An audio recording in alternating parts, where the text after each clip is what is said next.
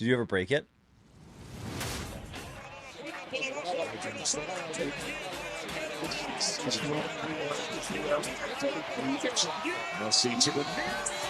Welcome back, everybody. Hopefully everyone's having a great day. I messed that up right from We are on episode number 45. Balotelli. Ew.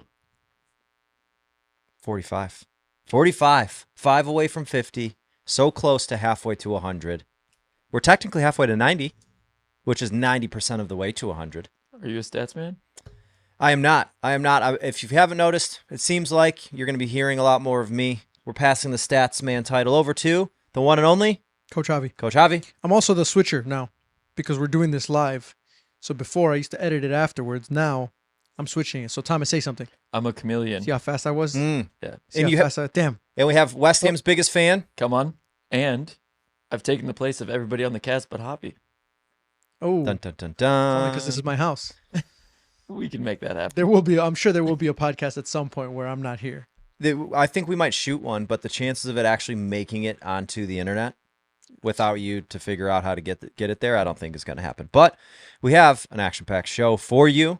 We also have some announcement, I guess an announcement. Remind me, please, at the end to announce to the group what we have coming next Tuesday, if you guys can remember. What do we have coming next Tuesday? I'm going to announce it to the group. I don't even know what. We're going to announce it to the group. Alexa, But set an alarm. Have Joe announce something.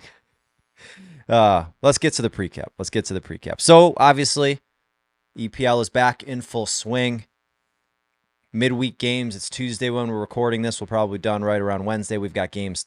We had games earlier today. We have some games tomorrow. We have some games on Thursday. But we also have some games from the weekend we want to talk about. Arsenal versus City. Liverpool-Brighton. Great game. Chelsea-Burnley. Because Thomas is here, we have to bring in the Hammers. West Ham versus Tottenham. We'll talk a little bit about that. 1 second rant. That's all I get, right?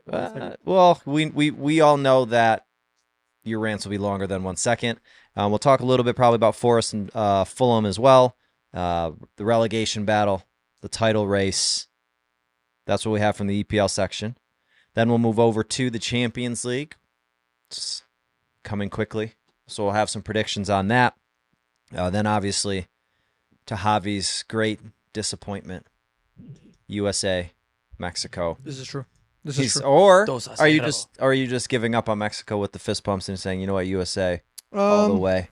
I believe that we will win. We'll get into it. We'll get into it. All right. Well, let's start with what I was hoping was going to be an exciting game. And if you like tactics and you like just a lot of just like kind of a cagey match, you might have thought it was exciting, but most people thought it was pretty boring. 0-0, Arsenal City. On Easter Sunday, the stars were aligned for Gabriel Jesus to score an amazing goal. Jesus scores on Easter Sunday, takes Arsenal top of the league. It just seemed like it was going to happen, but it never did. What were you guys' thoughts? Thomas? That was probably the worst game of football I've ever watched. It was fun because nobody was beating anybody in. Nobody was like, yeah, sure, tactically they were both doing very well, but it's like, and that's not even the American in me. I just want to see an end result, and we'll get to this part later where it's like I'm gonna say the same thing about the West Ham game versus Tottenham. So it's like, just keep me out of the Man City Arsenal. Here's what I will say as an Arsenal supporter: it was a boring game. Everybody knows that. I think maybe you could say tactically it was okay, but it really wasn't. Like, it wasn't like it was a serious chess match of two teams who were trying to figure each other out. It was just kind of back and forth. Nobody could really get through. It wasn't back and forth action with a lot of opportunities, a lot of missed chances. I think as an Arsenal fan, the positive is we finally look like a team that was just as good or could win the game or should have deserved the draw. I feel like in the last 4 or 5 years at least, when we've played against Manchester City, we've always been barely just trying to hold on, and we always look like the team that's gonna lose, especially when we go play at Man City. So for the first time, I felt like we were actually even, and we did get lucky. I'm not gonna lie, we did get lucky that Manchester City was missing a few players. Mm-hmm. We, for the most part, had everyone that we wanted as a starter at least. Even Partey came back. So we had everyone for the most part. say maybe you were missing Martinelli, but even just with the lineup that we've had, I think that we had everyone. I think a couple of our players didn't play too well. I thought Kivior didn't play very well. I think that he didn't have a very good game. I would have liked. I actually liked the subs that Arteta made. Those were the exact subs that I would have made if I was coaching, just based on like how the game was being played out. And the best part about it all for us Arsenal fans is that we made Erling Haaland look like someone who is not even a professional level footballer. And I think that a lot of people can do that if they play him correctly, which Clearly you guys not. did. Which, of course not, clearly not.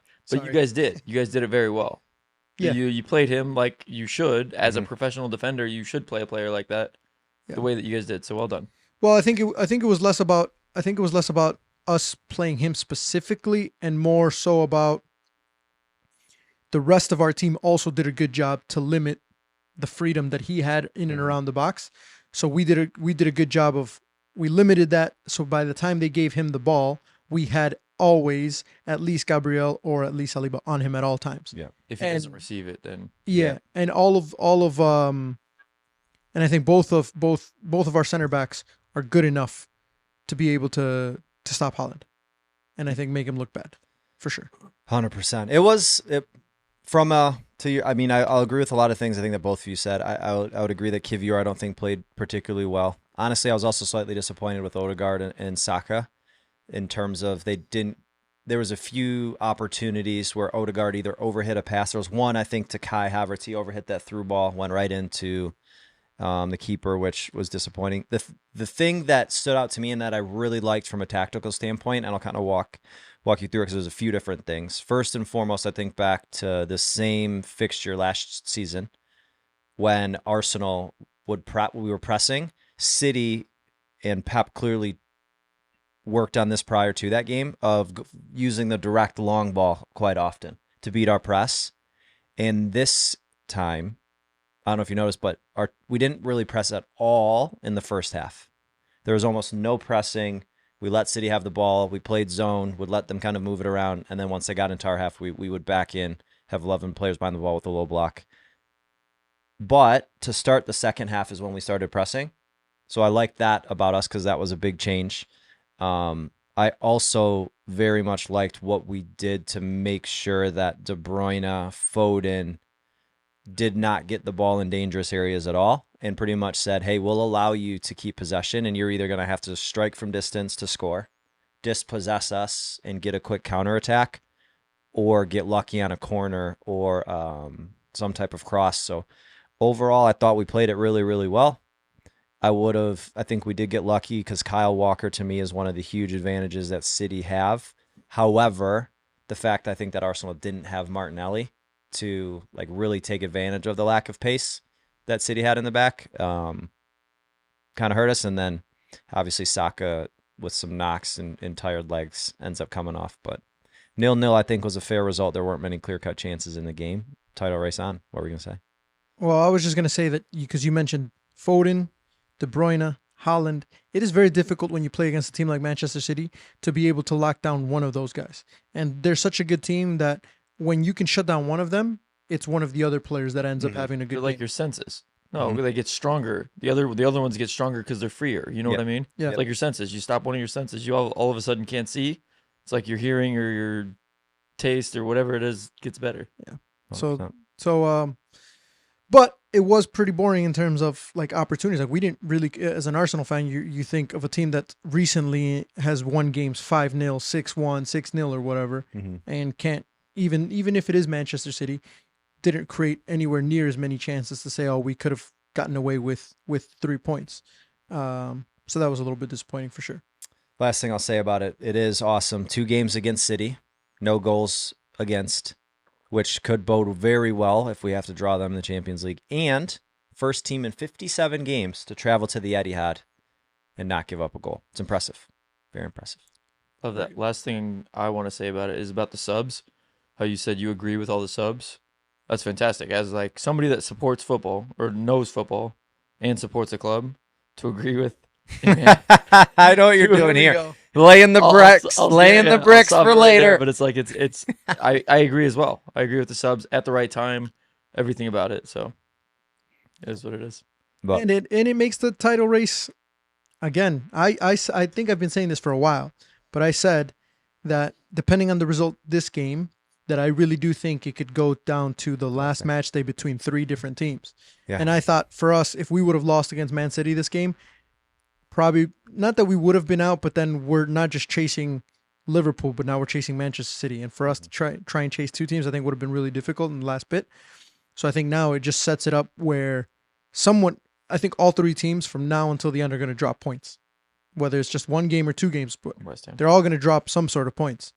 So I think it's going to be very close all the way up until the last match day for sure. it's the title race is fully on, and at the end of the day, on Sunday, Liverpool were clearly the big winners in that game, with a point being dropped between the 2. Speaking of Liverpool, Brighton. Can we just skip the Liverpool segment today since We can- Georgie's not here? Georgie's We not can here. go quick. We can go quick, which will be nice. Thomas, what'd you do to watch that game? What'd you think of it? When was that one? That was one of the Sunday earlier games, I think, no? morning, right before Arsenal. Give me a second. Javi, you go first. I need a recap on it. Yeah, so this is the problem of us recording this podcast a couple days after, is you slowly start to forget the games. I watched that game. I thought Liverpool managed to get away with a win, which for me it's weird because like you watch Arsenal and you see them just smash through teams. Mm-hmm.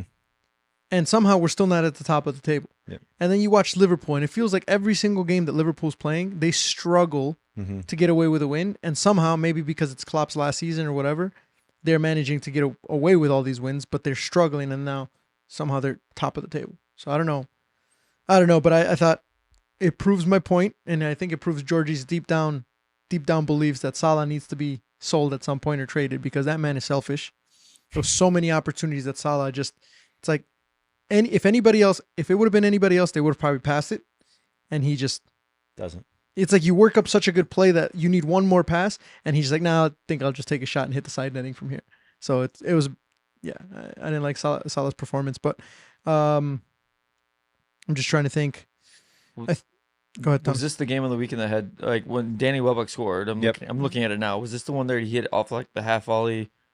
Yeah. As it came back Van out, Dijk, right? Van Dijk like toe poked it out, and he quickly reacted and just lasered it up the corner. yeah. Right. Yep. Sick hit. It Yeah. was. Luis Diaz played well. He did. Played That was very one thing well. I was gonna say. Yeah. Mo Salah did he did well, but that's what I said the other day when I said, like, I wouldn't even rate him top of the 3 players we were talking about. It's because I don't think that he is that guy that takes your team to another level. You know what I mean? Damn. So it's like Mo Salah, he takes himself to it all the time, I think. I don't know. Doesn't matter. And then I think the Luis Diaz one was fantastic. I think Welbeck played well, but I don't think Liverpool deserved the 3 points. I think one point apiece was sufficient. Yeah, I think they sneaked away with it, but I do think, and I told this to Georgie, Luis Diaz has been the best player for Liverpool. Maybe not the best player, but the most consistent player, especially in their attack this season. I think that almost every single game he's been good, where I feel like Szoboszlai, Gakpo, Salah, even Nunez at times haven't been very consistent. Luis Diaz is the one that, like, even if they're not all doing well, he's going to be one of the best players on the pitch. You gotta be careful, or else he's gonna leave and go to West Ham. For sure. The way Diaz has been playing, especially, I think, since everything happened with his dad and he's come back, he's been, like, to me, to your guys' point, is a man possessed and been playing really well. I will say it's been a few games now, I think, because last game for Liverpool was Liverpool City, I think, right? Or was there a game in between for them? There might have been a game in between, but their midfield dominated City's midfield in that game. And I think they did it again this game, that between Endo, Szoboszlai, and McAllister, I really like Arsenal's midfield, but I genuinely could argue that midfield is one of the best, if not the best, in the Prem because of the consistent work rate with those 3. Who's? Liverpool's. With Endo, McAllister, and Szoboszlai. And I don't think we've gotten to see enough of it to make that statement justifiable. well, I'm saying They've all what been I've seen. injured. Everybody's been injured. Well, what I'm saying is over the last few weeks when they've played against, arguably another really good midfield in Kevin De Bruyne, Rodri, and Silva. And it's actually one thing I wanted to touch on in the Arsenal game I forgot, and now I'm remembering, is Pep made the adjustment to bring in Kovacic, I think, in that game and started him because of how the Liverpool game went and how they got run off the field in the middle of the park and wanted a more physical presence and like a better ball winner, opposed to Bernardo Silva playing with Rodri and De Bruyne. Because I think if that happened, Rice, Odegaard, Kai Havertz, if he drops in there, or whomever really is going to play there, could have, or Jorginho would have destroyed City on Sunday. But Liverpool's playing well, and they keep squeaking out points, and they're not even fully healthy.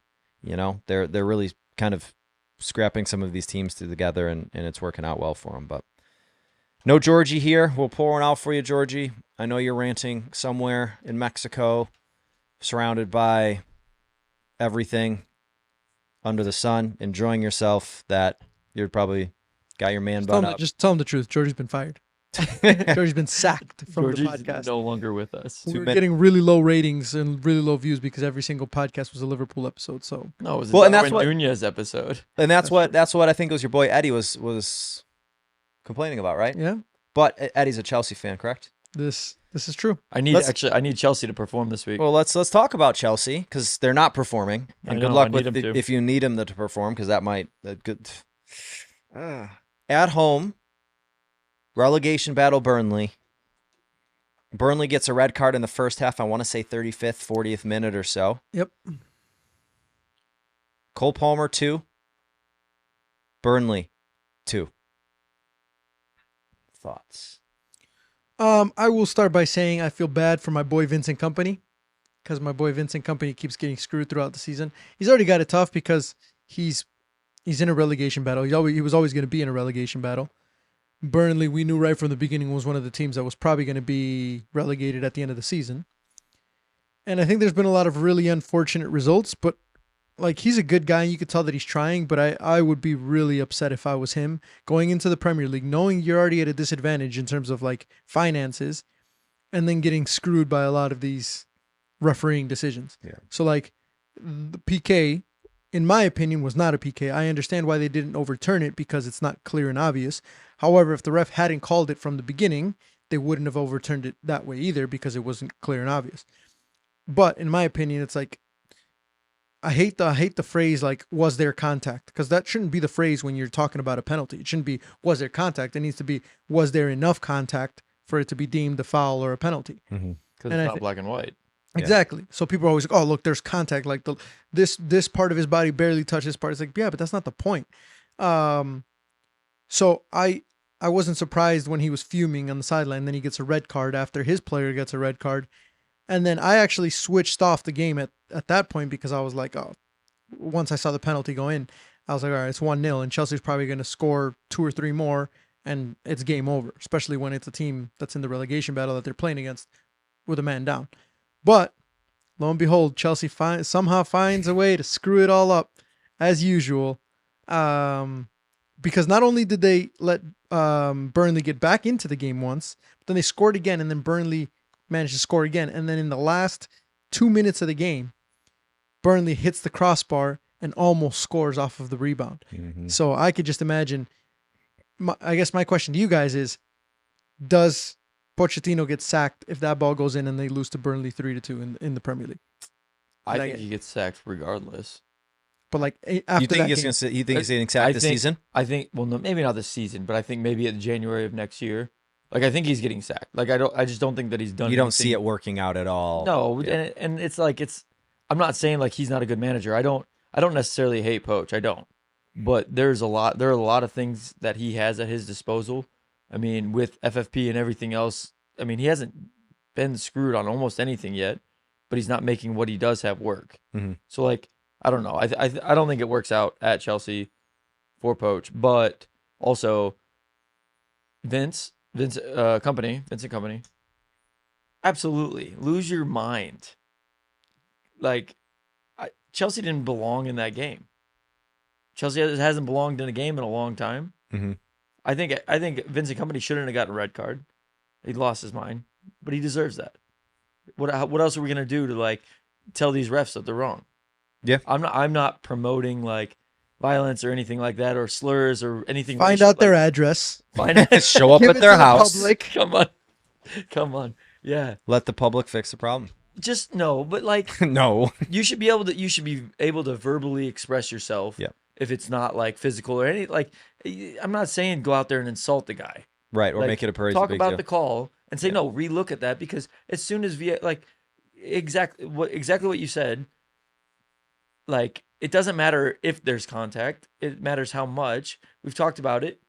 The VAR call the last time against West Ham, where it's like the goal and it might have touched Jared Bowen, but there's no definitive evidence. Like we don't know. So why are you calling? Why are you like you should? There's got to be something. It needs to get. That's what needs to go. VAR needs to go. If it's not a referee's decision, I don't want it there. Well, I will say from a VAR perspective, I will defend VAR here to a degree. I do appreciate in this game, although I think the call was bad, for not overturning it because it wasn't clear and obvious. Which to me, at least in that situation, in that isolated instance, they're sticking to what they say. And hey, unless it's a clear and obvious error, we're not overturning it. For the one time. I know. That's where I think people get frustrated, is the inconsistency of it. Because if it was always like that, and there were some questionable calls where refs were giving away penalties or not giving them away, but it was light contact, we're not awarding a penalty now.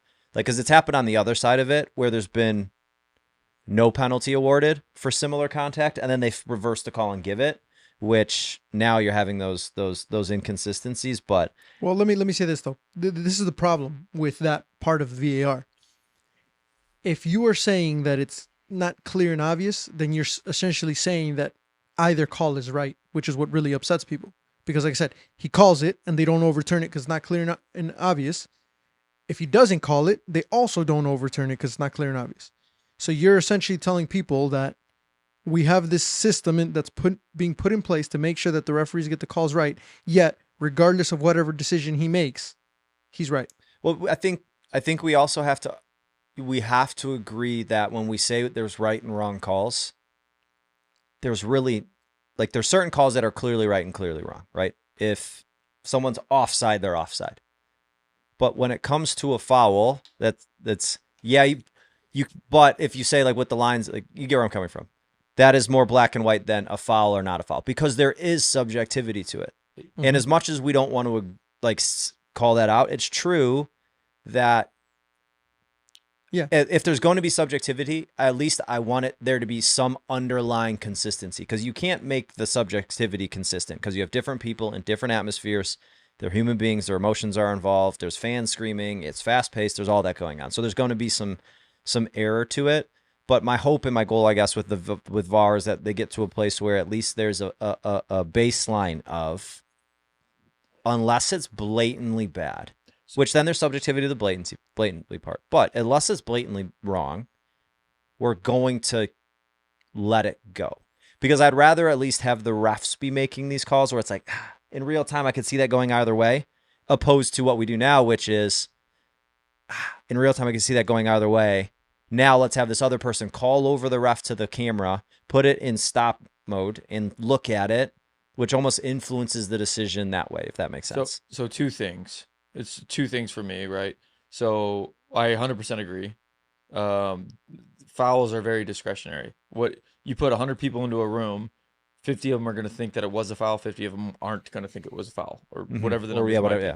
And I think that that's part of the game. Mm-hmm. So every referee that walks out there should be held to the same standard to know exactly what is a foul and isn't a foul. Every incident, you get 100 referees that are all held to the same standard in the same room and watch a foul on a slow motion camera. They're all going to say, 50% of them are going to say this was a foul, and 50 of them are going to say no. I've been in these refereeing meetings before. Mm-hmm. Like you're not going to get consistency across the board when it comes to that. So get rid of the slow motion thing unless it's something where it needs to be rewound. Yep. And you have to look at an incident, like you're saying. Like if it's not an incident where VAR needs to come into it, leave it up to on the field. Right, and just leave it as is. As is. You'd rather have whatever he says. I would rather know he's wrong and see the results of him being wrong. I would rather a ref screw us, make us play a man down and then have to apologize, then VAR come in because he's overturned his call the wrong direction. Or I guess that's a bad example. The problem with that though is that it's like either you completely take it out or you completely leave it in. Because if you leave it for certain situations, there's going to be those situations where people are going to be like, well, why didn't VAR intervene in that one? Because 55% of people say it should have been overturned or whatever. Mm-hmm. So like when Joe was talking about there's some subjectivity to it, we would, I think as fans, we would appreciate if that subjectivity only came from the referee who's making the calls in the middle. Correct. Sure. Right? Because you're saying there's subjectivity, but we're also giving it to there's two layers. Now there's double layers of Yeah. subjectivity, which make it a lot harder. So there's no. I don't think there's a right. I don't think there's a right thing to do. I think you either go all in or all out. The problem with going all out is that you know that you have a higher chance of making the right calls if you put VAR in, because VAR will get more calls right than it gets wrong. Mm-hmm. My problem with VAR has always been they advertise it like it's going to eliminate the human error from the referee, and that's not true. So there's still a chance that they could get it wrong in terms of what the majority of people think.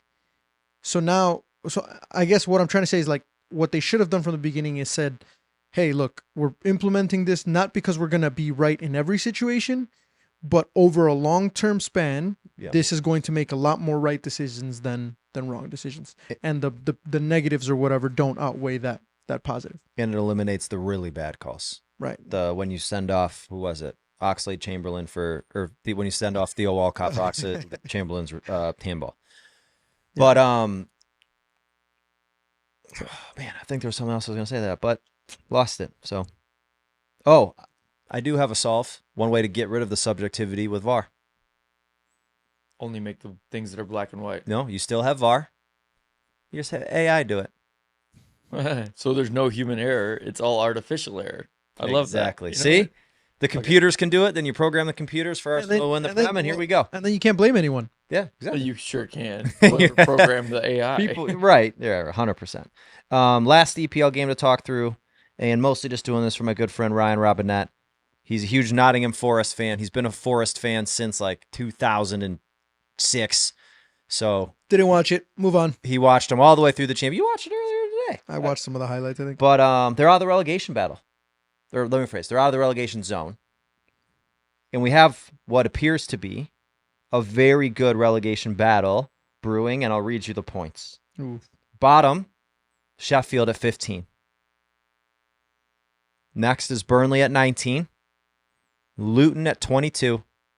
Nottingham Forest at 25. Everton at 26. Brentford probably out of the woods, but worth mentioning because they are at 27 points. Who are your three to go down? I think Luton stays up. Two of them remain, and then Nottingham goes down. Nottingham goes down. Burnley and Sheffield for you. I think Burnley and Sheffield go down for sure. Mm-hmm. I don't think there's any way that Burnley's going to catch Luton or Nottingham Forest. I think, honestly, I think probably just looking at it right now, I think it's going to be Luton, Burnley, and Sheffield, just how it is right now. No. I'm going to go with Sheffield, Burnley, and Everton go down. I would love that. First time Everton ever goes down, let's have it. This is why I think Everton will go down. If you look at their fixtures, they are Everton, Burnley, Chelsea, Everton, Everton, Forest, Everton, Liverpool, Everton, Brentford, Everton, Luton, Everton, Sheffield, and then Arsenal. So they literally are going to play every team around them. Three and the top or the bottom three. Either top teams, but either you're going to play all the teams around them, the top teams, and then there's Chelsea in the middle. Yeah. But it's absolutely wild. Everton has it all on their, to me, and I feel like a lot of Everton supporters, I don't know if they agree with this or not, but to me, Everton continues to bottle it all the time. They're doing their best what it seems to bottle it, and it's all set up for them. And then they have to go to the Emirates on the last day when both of those teams are going to need a result. I bet that's going to be their make it or break it. And it's going to be a I hard disagree. thing. And if you think Everton can, I just think Everton's. You said they play. So you said they play Sheffield and Luton, right?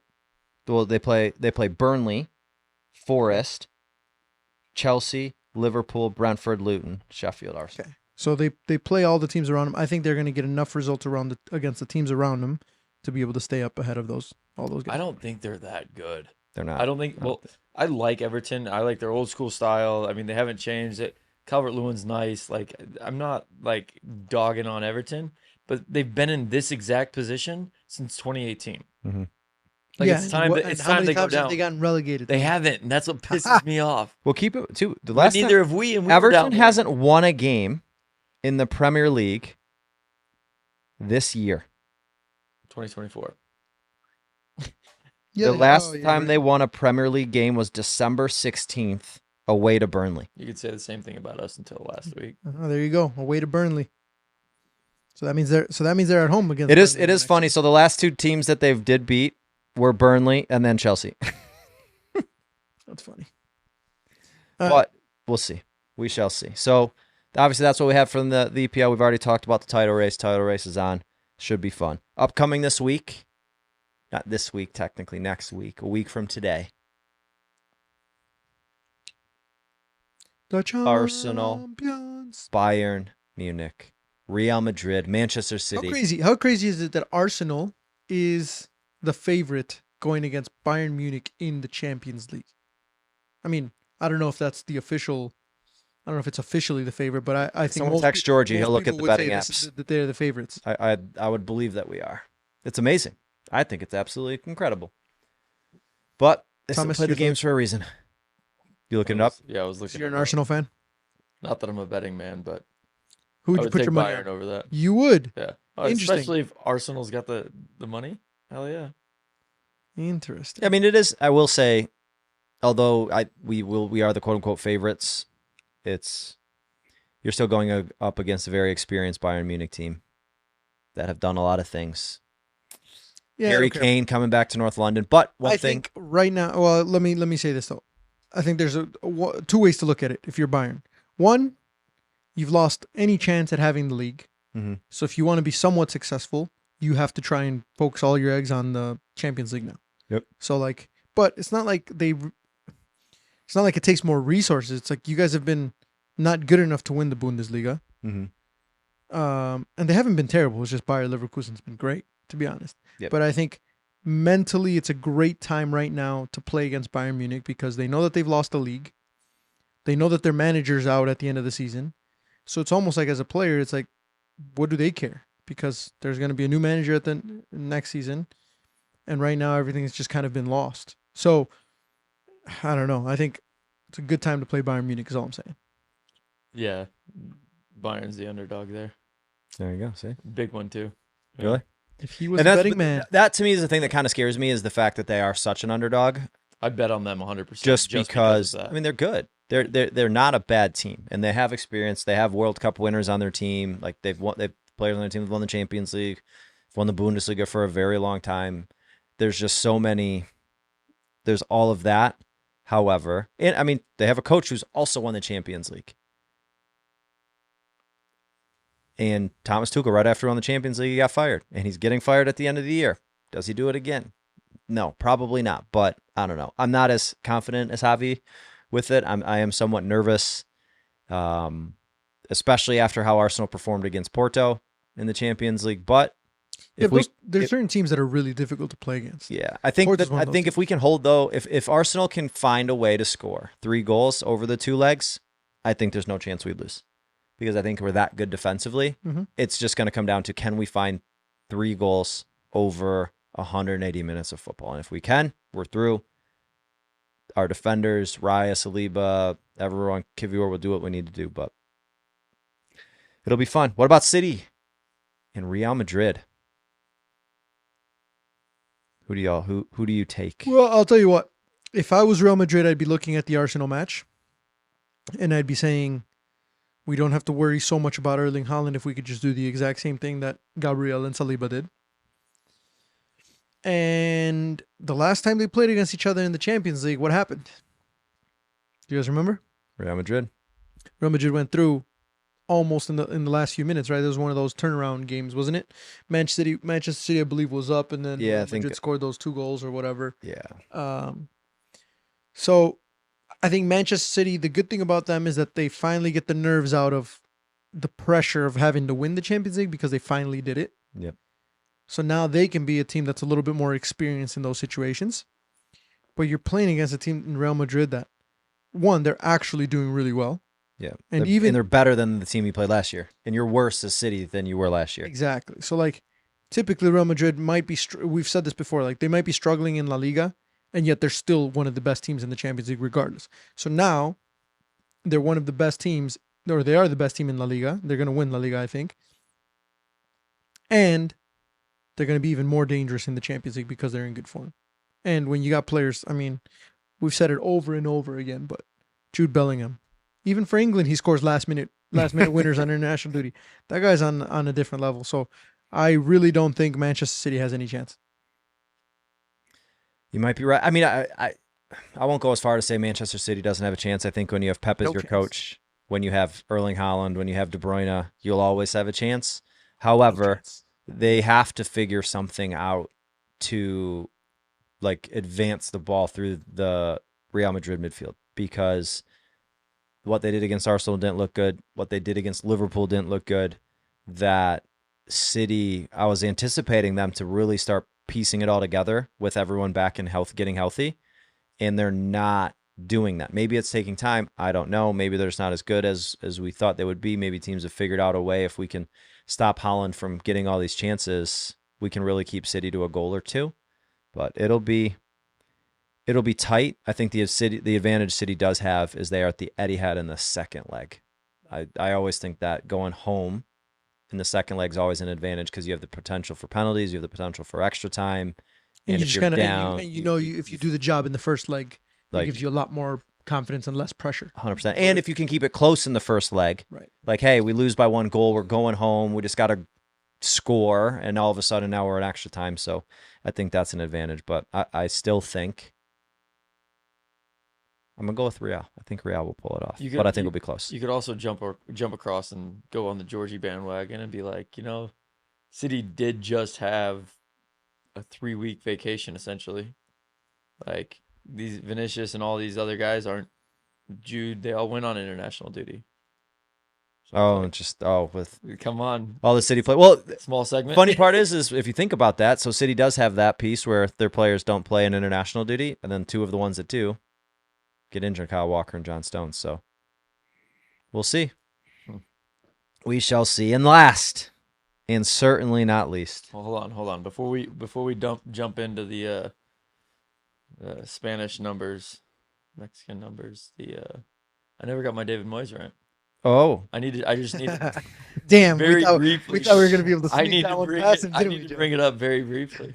we will. Well, before we go talk about international, let's go talk about how David Moyes will be forced to fly internationally because he won't be working in England anymore, assuming Thomas had anything to say about it. Before Thomas goes into his rant. Just talk to the board. Before Thomas goes into his rant. Oh, man, here we go. He is starting to lose any type of confidence from me, or like any type of real belief that he has not completely lost the plot. Because West Ham keeps performing well. Thomas said this before They we keep got climbing here. the table. Thomas said this before we got here. He said West Ham is a top 5 team, and yet You weren't even in here. I know, but I heard it. Well, you guys, that's what you guys said when I first came in, and all of a sudden you want, and still even more so, that they're pushing themselves. Where you said David Moyes has taken this team as far as he could, and they still are pushing. You now more than ever you want like when there's like a correlation, right? ready? Like you're going the opposite way. No, not even a little. All right, it's like Ford Motor Company. You take the CEO takes him so far, can't do it anymore because he's lost his marbles, and then all of a sudden, I mean, they're still producing the same cars. It has nothing to do with him. the physios, the actual training managers and stuff. They're the ones that are doing all of work. He's in charge of tactics. He's got like everything else going on.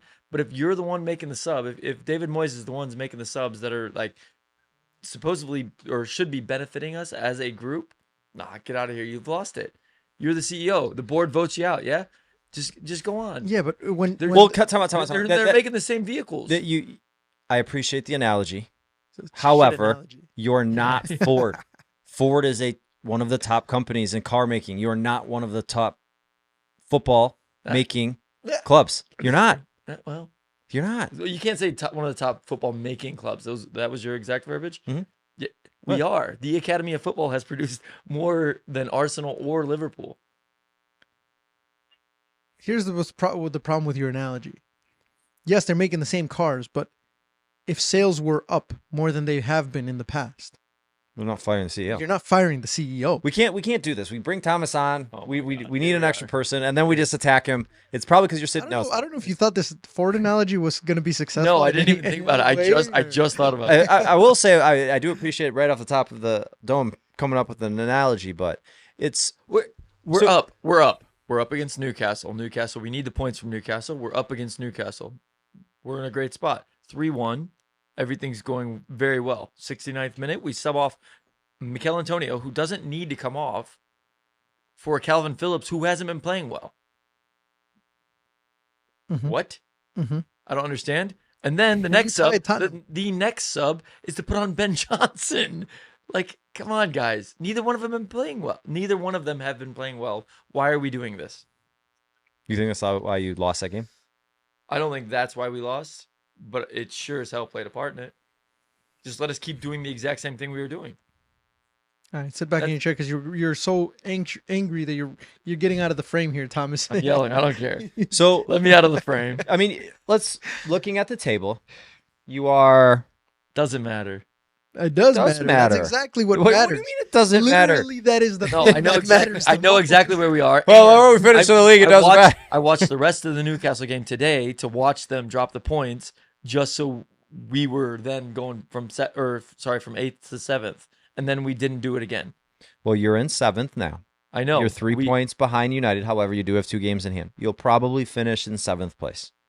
No. Maybe drop to 8th. We're finishing in 5th because we're winning out. You're not finishing in 5th. I do want you to win out. It's been made. Well, Thomas, We the just- end of you know who your last game of the season is against? Manchester City. What if you guys win out from now till the end of the year? You're going up against Manchester That only City. helps you guys. The last day of the season, you beat Manchester City away. So you do win out from now. You are still in the David Moyes out camp. Yes, 100%. If you won every game and you won the Europa League What did I again. tell you? I told you we are with this quality of squad, we are a 5th, maybe 6th, like bounce from 4th to 6th place team. We should finish in Europe. You should win Europa League, which will then put you in Champions League next season. And you will then have the only manager in the history of the world to win the Conference League, followed by the Europa League in back-to-back seasons. No one's ever done that before. Because the Conference League. Yes. Come on. Exactly. Welcome, Conference League. I don't know. I think Thomas has lost the plot, Well, we'll find out. and we should probably start looking for replacements. I just just hope not- I here just we hope are. I just hope David Moyes can continue this streak, because it's just one of those things. The longer and longer and longer and longer and longer it goes, like I would hope nothing more than next year this year you win the Europa League. We're fast forward 12 months. We're on episode 145, and we're sitting here. West Ham is in the knockout stages of the Champions League, and Thomas is still saying David Moyes out. Okay, so here we are, and I'm thinking about like you guys questioning my credentials or my actual thought process, right? And I go back to what was it, 44? It must have been 44, maybe 43? 43, but I think it was 44, where we were talking about the Arsenal Man City game after the break, and I said it's either going to be a blowout or it's going to be a very boring game. And what did it turn out to be? So I check out. But whoa. Where is the rest of the squad? Come on. No, but listen. Here's the thing. We're using analogies a lot here, so I'm gonna use another one. Like, first of all, I think you're holding on to the David Moyes thing because you were so firm at the beginning with the David Moyes out, Still am. right? But I think the longer it goes, you're like really trying to hold on, and you're like, shit, I might actually be wrong about this. But you know what? I got to double down, and then I'm gonna triple down. You're like the people that just keep losing their money on betting, That's how thinking I that it's gonna gamble. change. Yeah, it's exactly right. For Gotta win it back. investment- Gotta win it back. yeah, Gotta it's win it for back. investment purposes only. I think you need to see a specialist, Tom, about this David Moyes issue that you got going on, because I think it's time to change your opinion. There's no Like- way. There's no way. That you'll change your. It's Just look at the club, right? He hasn't done any of this. Okay, really quick. Last bit. Can we just cut him off? Last bit. Is this thing on? Last bit. There are so many good players. Look at Calvin Phillips. We didn't spend much on him. It's a loan. I get it. we say look at how many. Look at all the good players. Look at Calvin Phillips. Calvin Phillips is not a bad player. He's not playing well. No, he's not. You just said that he's not playing well. That's what I'm Sorry, saying. I'm interrupting your. So point. Go on. look at Calvin Phillips, a great proven player. He's played well for years. He's played well. And now he's here at the club, and the only thing that we have to show for it is his price tag and David Moyes saying, "Listen, please just respect him for the rest of the time that he's here. We'll make it work." What Well, what do you want? why even bother getting on there? Just say respect his time. That's it. We're not making anything work with him. Like, stop trying to lie to us and like sugarcoat everything. We don't need it. Yeah, I know, but he's not going to go out there and be like, "Oh, I yeah, know we this can't guy's bash- absolutely." Hey, he's playing- I know we can't bash the player. He's but, playing shite, so just Yeah. be nice to him. Yeah. Listen, I think Thomas would be complaining if he would have said bad things about Calvin Phillips. Thomas would be like, "You got to show some support to the player." No, I wouldn't. Whoa. I might Well- just because I am definitely on the Moyes out. What? So, Next. So you know who you've drawn in the Europa League? Bayer Leverkusen. Yeah, Leverkusen. We'll see how it goes. And we talked about this last week. What if you beat them? Why not? If It's a if great David game. Moyes is the only It's person to able the who's pro- beat to if he can do something no other coach across Europe could do, in the last 38, Which which whatever is beat games. Xabi Alonso. 100% the product of West Ham United and the whole staff. So- he is so- okay. a product of that. I'm not he is a producer of that. I'm not saying that he didn't bring in some of these players. So there's nothing you can do. And to I bring, said this for the him to first stay. time I was on. He has the backing from the board. He was allowed to spend money. Slaven wasn't allowed to spend money. Pellegrini wasn't allowed to spend money. Nobody was allowed to spend money up until David Moyes came in. And I don't know how he got the permission to spend the money, but he's brought in the players for us. He spent the money alongside very Tim well Steindon. too. He Yeah, spent the money very well. Yeah. Outside of Calvin Phillips, which is a loan anyway, so right? yeah, So it's a not- loan. But I also wish that would have worked out. Either way, he spent the money well. But he was the first manager that's ever been allowed to spend money. Could you imagine some of the other managers that were very good for this club being allowed to spend money? I'm just saying. If we beat Leverkusen, yes, Moyes played his part. But if we are up 2-0, 4-0, 7-0, and then all of a sudden lose 12-1, like, it's also David Moyes. That's what I'm saying. So it is his. So what you're saying is, if they do well, It's it a is- product of it's a product his of fault. everybody. He can solely influence our demise. So, So you if only we blame win, him- yeah, it's you only the blame- whole club. If we lose, it's David Moyes. Fair Well, enough. I appreciate, Thomas, your conviction It was in nice what meeting you you. believe in. You are a man of your word. You see things through, which we can't say the same about Javi, because Mexico gets whooped by the United States, and now he's over here cheering for the USA. I think I heard Dos a Cero. Wait, Dos let's relax, a okay? Because you guys only bring out the Dos a Cero when it's convenient. You mean Well, when it's pretty We've convenient when we beat smacked you you guys. 2-0. We've smacked you guys. we keep beating you Worse. dos Not a in the last cero 7 games. in finals? In finals, Mexican women's national team just smacked you. Finals. Smacked you guys Dos a Cero. finals, Mm. finals. Let me say this. I will gladly admit it, just like every other Mexican fan or every other Mexican supporter at this point. The United States is in a much better moment than Mexico, which before wasn't true. No, this For wasn't the true. last for forever until recently. Yeah, let's Really. be honest. I think we were always very close. And I think it was one of those things like depending on where we were playing, you'd know kind of what result you were going to get. But Mexico was always a little bit ahead Mhm. of the United States, even domestically with the leagues, with before they Liga changed, MX compared before they to changed the whole MLS. thing. Yeah. I think that We were better than MLS. We were always winning, like the CONCACAF Champions League. We're always, every time we play against each other, we were always a little bit better. I think the problem now is a couple of things. First of all, I think the problem is the United States has not been afraid to emphasize the positivity or the benefits of Americans being in Europe. Where a lot of people would say like, oh, you know, it's not that we shouldn't be emphasizing that. They should be in the MLS. I think everyone still recognizes that when you have players who are being successful, it's you want them to go to Europe. Go to Europe, Right. otherwise you're not making the national. That's team. all of Klinsmann. That's Yeah. what he did. So I think that's been the good thing for the United States because it pushes a lot of these kids to not feel like, oh, I have to stay in the MLS or else I might not be considered for the national team or whatever.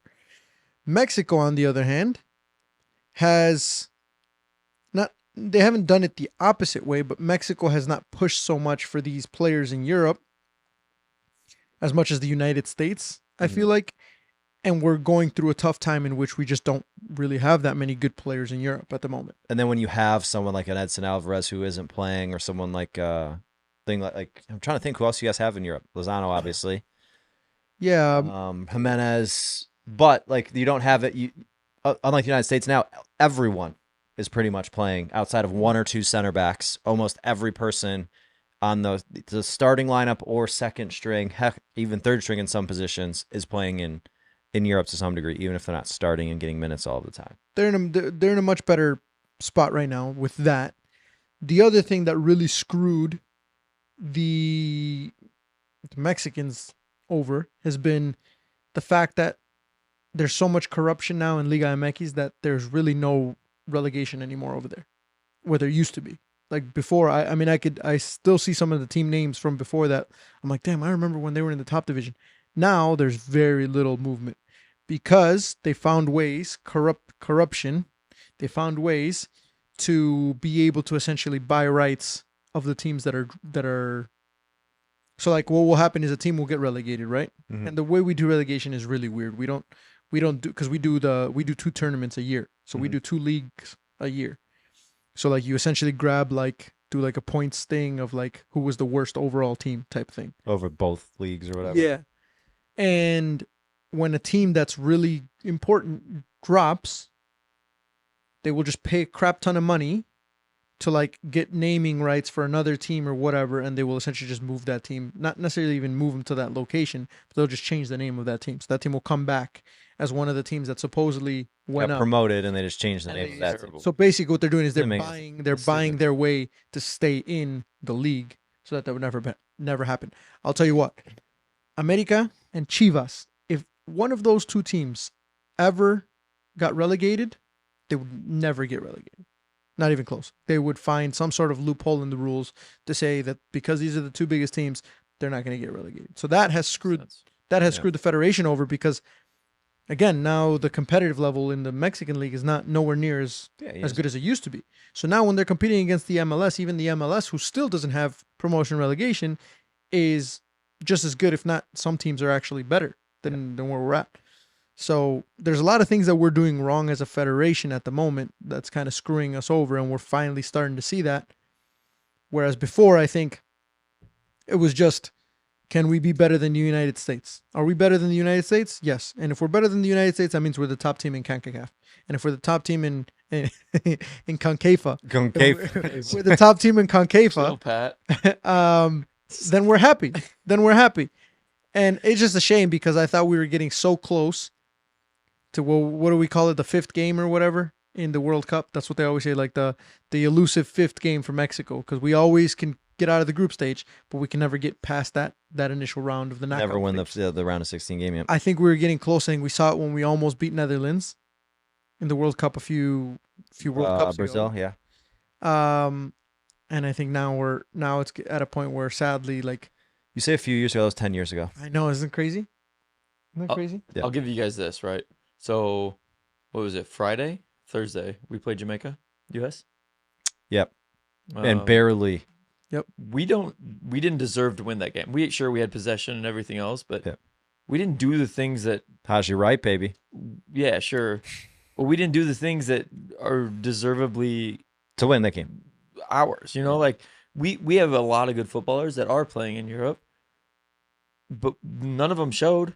The hard part is these CONCACAF games though are so like, especially like the hard part is when you do play in Europe, I feel like, and then you come back and play in these CONCACAF games. Just the quality is so much different. The way the game feels is different. The way the game's officiated is different. The stadiums you're playing in are drastically different. Not that that's an excuse, especially because they were playing in America. But like we do struggle against those types of teams, and we actually do better against a team like Mexico because they're trying to play against us too. So there's more space, but yeah, we did not deserve to win that game. We didn't against deserve Jamaica. to be against Mexico, is what I'm saying. Correct, no. But that's the game. That is the game.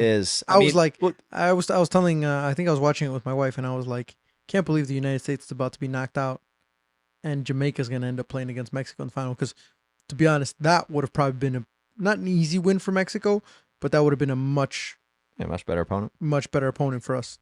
And the thing is, we didn't even look close to the United States in that game, to be honest. It wasn't like it could go either way, and then, we're just bad luck for Mexico and the United States just, pulled away with a win or whatever. It was the United States looked better in that game from start to finish. Yeah. The one thing that you did mention, though, Javi, was the difference between MLS and Liga MX. I think the scary part for you and other Mexican supporters is that I think that problem is only going to continue to get worse, and that gap's going to continue to spread as more and more of these players come to the MLS. The more and more people like Messi, Suarez, Busquets, etc., come to the MLS, that gap's going to continue to widen. I don't see it changing anytime soon. That it could get bad for Mexico in this rivalry, I think, for years or decades to come. I think they're changing the dynamic by doing that, because all the big names that are retiring essentially are coming here. Mm-hmm. Like, you're going to see that, but not with all like the biggest names. Like, instead of a guy like Henderson going to Saudi Arabia or then to Ajax or whatever, he's going to come to the U.S. instead. Yep. And so, like, you're going to see all these players that are still damn near in their prime. Yeah. And they're going to start coming over here for the money. Mm-hmm. And then it's like, well, where do we go? Do we go to the MLS or do we go to Europe? What's the biggest like competition? Are we even going to play over there? You know what I mean? Yeah. You should have a way to strive to get to somewhere. I still think the young players are going to go to Europe. I'm saying though that when you're a young kid growing up in America, so I'll use my nephews for example. I told you guys we're in Florida. Nephews had a great time. They're both like their favorite players are Mbappe and Messi. That when we were growing up, like my favorite player was Ronaldinho. And when I watched Ronaldinho? Every 4 years during the World Cup. So really I got to watch him like, I think he really only participated in 2 World Cups or 3 World Cups for Brazil. So I only got to watch him, 12 games total. That with my nephew now, who's a huge Messi fan, where he was wearing his whole kit on the beach, the whole pink Inter Miami kit, like the whole week. He gets to watch Messi every single week. That I think there's going to more like that creates that like buy-in from young kids. More kids are going to play soccer, et cetera, et cetera, et cetera. That if you think about it, United States and Mexico were pretty even when most people here didn't even play or do it consistently or have people to watch. That as the league gets better, the feeds more kids playing it. More kids will go play in Europe. Like that's, I guess, kind of my point that since the league will get better, the sport here is just going to grow. But we shall see. We will get Javi you want a USA jersey? Sure. Yeah, there we go. We'll get Javi a USA jersey. Well, Adams or Wright? What do you want? DeMarcus Beasley still playing? Yeah. Let's get this man. Give me a DeMarcus Beasley jersey. A little DB jersey. Get him signed from your boy. Yeah. Is that the podcast? That's it, ladies and gentlemen. The only thing I told you I had a surprise. You don't have to remind me. Were you going to remind me? Fuck no. All right. But I asked this to Javi earlier. Now we're going to roll it out to the group. Tuesday. 3 p.m. Eastern Standard Time. We will be going live for the Arsenal, Bayern, Manchester City, Real Madrid game. Live on the TikTok. Here? If it's not banned by then. Or actually, Yes. can we go? We can go live on YouTube. We can go live like this if we wanted. We could. Let's do it. Could Love. take- So Take we a will. couple of these cameras to a bar. Thomas. We could, but You can Javi's. take the man away from the bar, but you can't take the bar away from the man. Let's go. So that will be fun. We're really excited about it. That's one thing as the year continues to go, we want to do a little bit more of for you guys is a few more lives. I know a lot of you have enjoyed it. It's fun for us too, especially a game like that. It's going to be really nerve-wracking for myself and Javi. Thomas will probably just be laughing. Georgie will be jealous because Liverpool's not in the Champions League, but should be a great time with 2 great games happening at the exact same time. Our plan is to have both of them on with both these 2 TVs here. Yep. So hopefully we'll see you live April 9th, 3 p.m. Eastern Standard Time. But if not, if you're already not following us, please give us a follow. You want to do the pointing since Oh, sorry. thank I'll you. do it. Oh, Thomas can do the You pointing. just gave me that job. Sorry. When I was over there, and then I was sitting there. You started going and I off was the up frame, here. so people can't even see you. Things happen. Please give us a follow on all your social media platforms, YouTube, Spotify, TikTok. We do have a Twitter, Apple Podcasts, Facebook. What am I missing? Oh no, never mind. We don't have it. We don't have an OnlyFans yet. Maybe one day. No, definitely not. After that, Definitely not one after day. the post I put on Instagram, we might. We might. You never know. But thank you again. Episode 46 coming at you soon. Peace and love.